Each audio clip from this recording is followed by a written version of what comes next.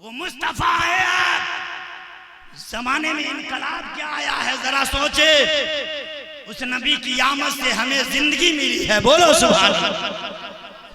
माशाअल्लाह। हमारे हिंदू भाइयों की एक किताब है जिस किताब का नाम है कल की अवतार।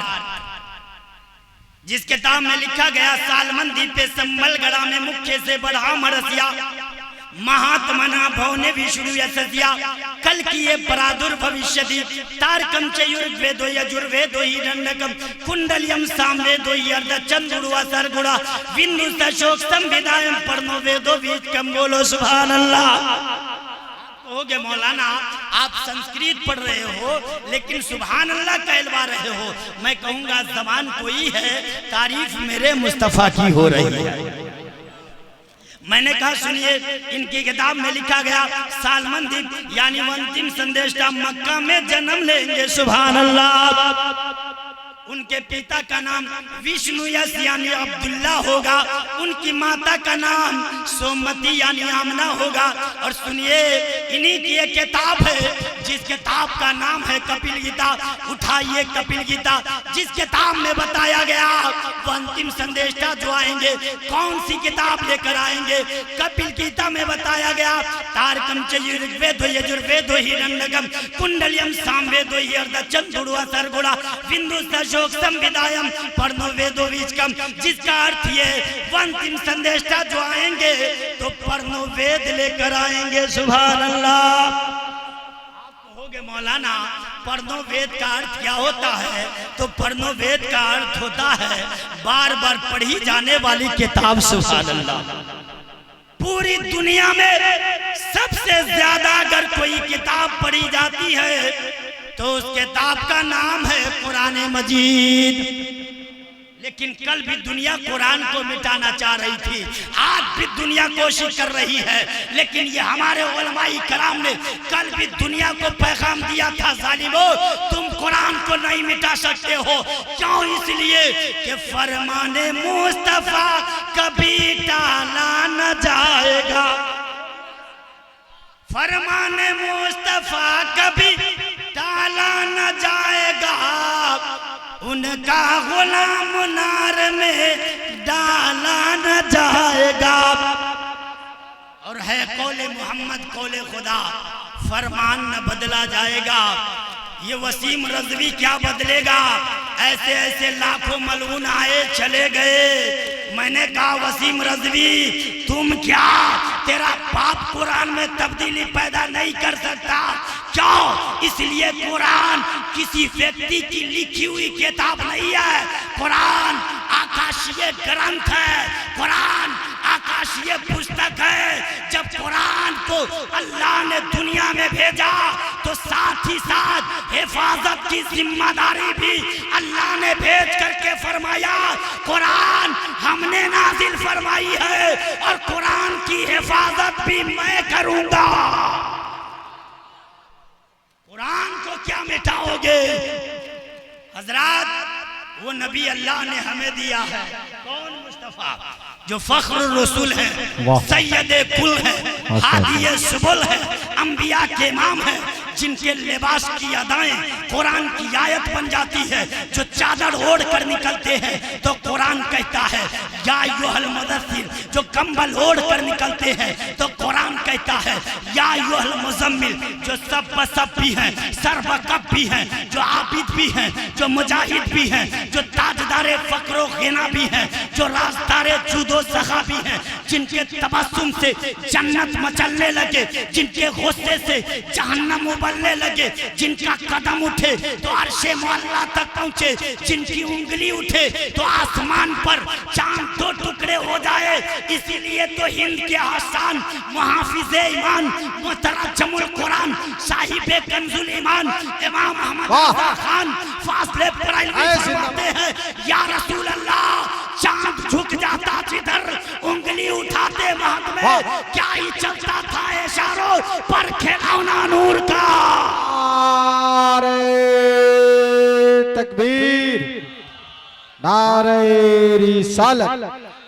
हुसामुल हरमैन कॉन्फ्रेंस मसलके आला हजरत सुभान अल्लाह, सुभान कौन अल्लाह। नबी है जनाब, उस नबी की तारीफ हम क्या करें।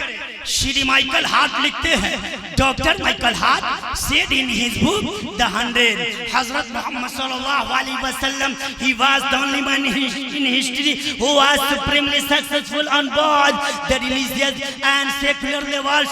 डॉक्टर माइकल हार्ट लिखते हैं, इसी तारीख के सफ़े पर एक ऐसा शख्स आया जिसने थोड़े से जमाने में एक धर्म की बुनियाद रखी। वो मुस्तफा तो चले गए, लेकिन आज भी पूरी दुनिया में मजहब इस्लाम नजर आ रहा है।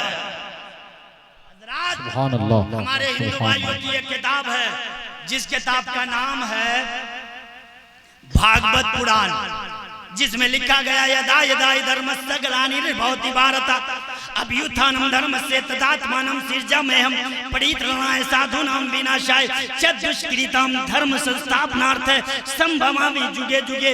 हजरात, इनकी किताब में बताया गया, जब जब दुनिया में अत्याचारी फैलती है, अल्लाह अपना प्रॉफिट भेजता है। जब जब दुनिया में अधर्मी जन्म लेते हैं, अल्लाह अपना प्रॉफिट भेजता है। कभी जरूरत पड़ी, अल्लाह ने हजरत आदम को भेजा।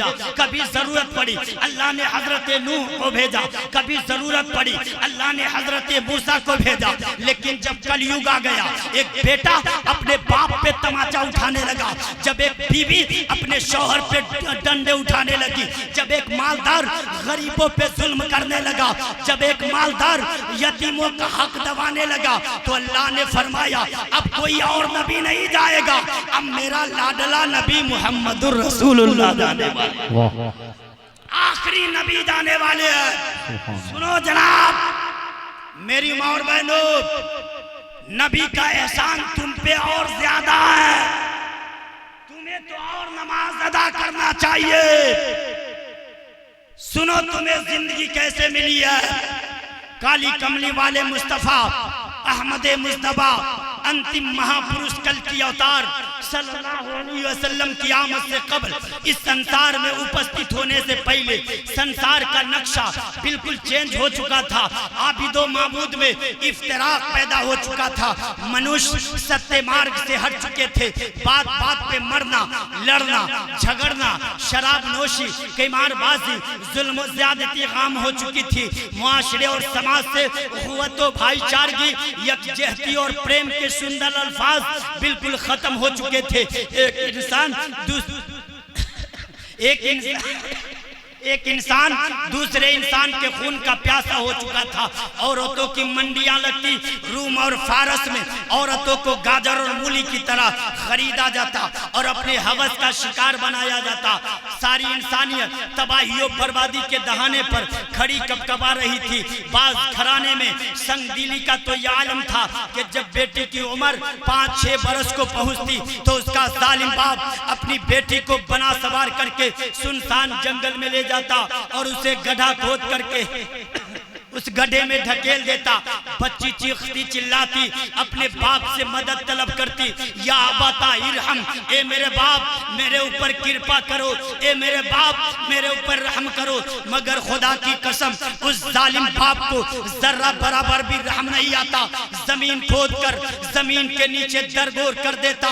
बच्ची चीखती चिल्लाती अपने बाप से मदद तलब करती। पूरी हिस्ट्री में, पूरी तारीख में इससे बढ़कर सफाकी, इससे बड़ा जुल्म, इससे बड़ा सितम, इससे बड़ा अत्याचार और क्या हो सकता है कि अपनी ही कोख से जन्म लेने वाली पुत्री को ज़ेरे जमीन दरगोर कर दिया जाए, पैबंदे खाक कर दिया जाए और ये गर्व के साथ बयान किया जाए, पता है आज मैंने क्या किया है। आज मैंने अपनी ही कोख से जन्म लेने वाली पुत्री को ज़ेरे जमीन दरगोर कर दिया है, पैबंदे खाक कर दिया है। मगर खुदा की कसम जब एक जालिम बाप अपनी बेटी को जिंदा दरगोर करता होगा, उस वक्त दर्दो आलम के क्या समा गुजरते होंगे। क्या जमीन व आसमान का सीना उस मंजर को देख करके फटना पड़ा होगा।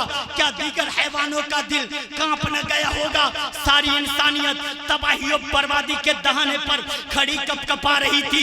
ऐसे नाजुक मौके पर उन मासूम कलियों ने एक अल्लाह की बारगाह में प्रार्थना करके एक अल्लाह के सामने झोली फैला करके ये दुआएं कर रही थी। ए मालिके कायनात, ए खालिके कायनात, ए ज़मी को ज़मा को, ए मकी को मका को, ए आसमानों को जमीनों को, ए दरियाओं को जंगलों को, ए बयावानों को वीरानों को पैदा करने वाले, मुझे उस जालिम के जुल्म से बचा, मुझे उन खबीस की खुबासत से बचा। तो फौरन अर्श अज़ीम थर्रा उठा। इस रुए जमीन पर एक ऐसे अंतिम महापुरुष उपस्थित हुए, एक ऐसे कल की अवतार ने अपना कदम रखा जिनका अखलाक भी उम्दा, जिनका किरदार भी उम्दा, जिनका चलना भी उम्दा, जिनका बोलना भी उम्दा, जिनका सोना भी उम्दा, जिनका देखना भी उनका उम्दा, जिनका सीना भी उम्दा, जिनका मदीना भी उम्दा। नारे तकबीर, नारे रिसालत, मसलके आला हजरत हुस्सामुल हरमैन कॉन्फ्रेंस, नारे तकबीर। वाह सुभान अल्लाह। हजरात, जैसे ही नबी ने, बात मैं पूरी कर लूं, जैसे ही नबी ने अपना कदम रखा तो सारी इंसानियत को, सारे संसार को, सारे मनुष्य को ये संदेश दिया, ये आदेश दिया, ला तक़्तुलू औलादकुम, तुम अपनी औलाद को कत्ल मत करना, तुम अपनी औलाद को कत्ल मत करना। और मुहम्मदुर रसूलुल्लाह ने फरमाया बिअय्यि ज़म्बिन क़ुतिलत, कल क़यामत के दिन इन बेटियों से सवाल किया जाएगा, बताओ तेरे जालिम बाप ने तुम्हें गला दबा करके क्यों मार दिया था। हजरात, पैगंबर इस्लाम ने फरमाया बेटियों को दरगोर मत करना, इसलिए कि जहां जिसके घर बेटी जन्म लेती है अल्लाह उसके बाप का सहारा बन जाता है, अल्लाह उसके बाप की रोजी में बरकत अता फरमाता है। हजरात, पैगंबर इस्लाम ने फरमाया बेटियों का सम्मान करो, बेटी बचाओ, बेटी पढ़ाओ। आज दुनिया तरह तरह के नारे लगाती है, दावा यह है हमने बेटियों को रक्षा दिया है, लेकिन जनाब यह आपका खोखला नारा है। कहीं आशा का रेप किया जाता है, कहीं 20 साल की बच्ची के साथ गैंग रेप किया जाता है, कहीं 6 साल की बच्ची के साथ मुंह काला किया जाता है। मैंने कहा सुनो, ये नारा अगर दिया है तो 1450 साल पहले मक्का की धरती पर पैदा होने वाला मोहम्मद इब्न अब्दुल्लाह ने दिया और फरमाया अबू जहल, बेटियों को दफन करना ये तेरा धर्म है और बेटियों को सम्मान देना ये इस्लाम का तरीका है। पैगंबर फरमाते हैं profit of Allah said one who take care of 3 daughters or sisters and gives better treatment for them as well than they became free from him, then Almighty Allah will obligate enter him to paradise. One person asked the Prophet of Allah if anyone took care of 2 daughters. पैगंबर इस्लाम फरमाते हैं जिनके पास 3 बेटी हो, दीन की तालीम दे करके शादी कर दे, वो बाप जन्नत में जाएगा। 2 बेटी वाला भी जन्नत में जाएगा, 1 बेटी वाला भी जन्नत में जाएगा। सवाल आलम तसव्वुर में ये हो सकता है मुस्तफा जिनके पास बेटी न हो क्या वो जन्नत में नहीं जाएगा? नबी फरमाते हैं सुनो, इस्लाम ने सबको सम्मान दिया है, इस्लाम ने सबको रिस्पेक्ट दिया है। सुनो, जिनके पास कोई बेटी न हो वो किसी गरीब बाप की बेटी को अपनी बेटी समझ करके शादी कर दे, मजहब इस्लाम कहता है वो बाप भी जन्नत में जाएगा। बस आखिरी बात, इनकी किताब में बताया गया द्वादश्याम शुक्ल पक्ष से माधवे वासी माधवा जातो दृष्टु पुत्रम पितरो हिष्टमांसो, इनकी किताब में बताया गया।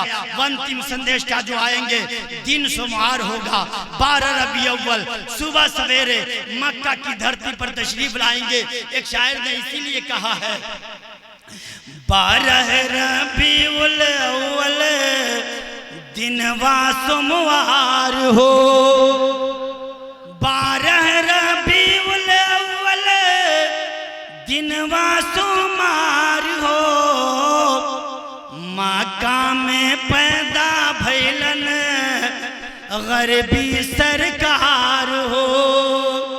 मक्का हजरात मेरे बाद भी 2 अजीम खतीब तशरीफ फरमा हैं, इसलिए मेरे लिए मुनासिब नहीं कि मैं टाइम लूँ। अल्लाह ताला हमें और आपको सिरात मुस्तकीम पर चलने की तौफीक अता फरमाए। पूरा मजमा कलमा शरीफ पढ़ लीजिए, ला इलाहा इल्लल्लाहु मुहम्मदुर रसूलुल्लाह। अस्सलामु अलैकुम व रहमतुल्लाहि व बरकातुहू।